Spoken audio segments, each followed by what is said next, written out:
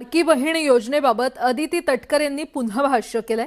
September 2025 पासून सुरू असलेल्या ई-केवायसी प्रक्रियेला मुदतवाढ देण्यात आली आहे। अनेक महिलांना केवायसी करताना अडचणी आल्यामुळे त्यांच्या तक्रारी लक्षात घेऊन हा निर्णय घेतल्याचं मंत्री अदिती तटकर यांनी सांगितलं। साधारणपणे रोज 4 ते 5 लाख महिलांचे ई-केवायसीची प्रक्रिया ही साईटवर पूर्ण होत आहे। साधारणपणे 1 कोटीपेक्षा जास्ती महिला आज बऱ्यापैकी त्यांचं ई-केवायसीची प्रक्रिया झालेली आहे। ज्यांच्या पतीचं निधन झालेलं आहे किंवा वडिलांचं निधन झालेलं आहे किंवा डिवोर्स असतील म्हणजे एकल महिला असतील त्यांच्यासाठी आम्ही वेबसाईटवर एक ऑप्शनच्या संदर्भातलं एक वर्किंग करत आहोत की त्यांच्या पतीचं किंवा वडिलांचं जर निधन झालं असेल तर त्यांचं डेथ सर्टिफिकेट किंवा डिवोर्स झाला असेल तर ते डिवोर्सचे पेपर्स अपलोड करण्याच्या दृष्टिकोनातून हे आम्ही तिथं ऑप्शन्स तयार करत आहोत।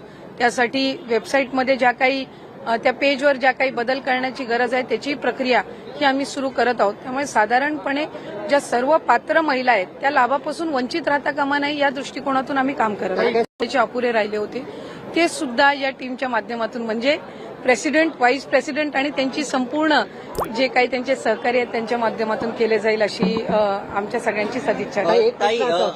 आणि ही निवडणूक लढली पाहिजे पण राजकारणाने घुसखोरी केलेला आहे याच्यामध्ये कितपत वाटतं राजकारणी का रस घेतात त्याच्यामध्ये? नाही, मला वाटतं साधारणपणे प्रत्येक वेळेला राजकारण्यांनी रस घेतलं म्हणजे ते काही इथं राजकारणासाठीच नसतं।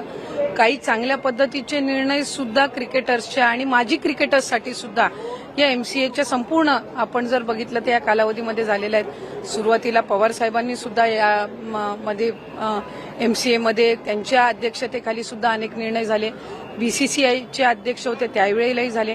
आत्ताही बीसीसीआयचे अध्यक्ष आमचे शहा जे आहेत त्यांच्याही ठिकाणी चांगल्या पद्धतीचे निर्णय होत आहेत आणि साधारणपणे खऱ्या अर्थानं जो प्रतिनिधी तिथं बसतो किंवा जे प्रेसिडेंट किंवा व्हाईस प्रेसिडेंट असतात यांची खेळाडू प्रतीची इच्छाशक्ती काय आहे आणि क्रिकेटच्या संदर्भातलं इन्फ्रास्ट्रक्चर कशा पद्धतीनं त्यांना आणखीन स्ट्रेंथन करायचंय, मजबूत करायचंय या संदर्भातली त्यांची जी काही मानसिकता आहे याकडे सगळ्यांनी जास्ती लक्ष केंद्रित करणं गरजेचं असतं।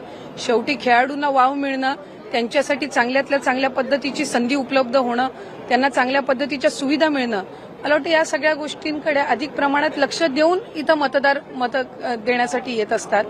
मेंबर्स जे आहेत ते मतं त्यांची त्या ठिकाणी व्यक्त करत असतात किंवा मतांच्या रूपाने देत असतात। शेवटी आणि हे इलेक्शन आहे, ते इलेक्शनमध्ये मतदार म्हणून जे मेंबर्स आहेत ते ज्यांना संधी देतील त्या पद्धतीनं संधी मिळत असते।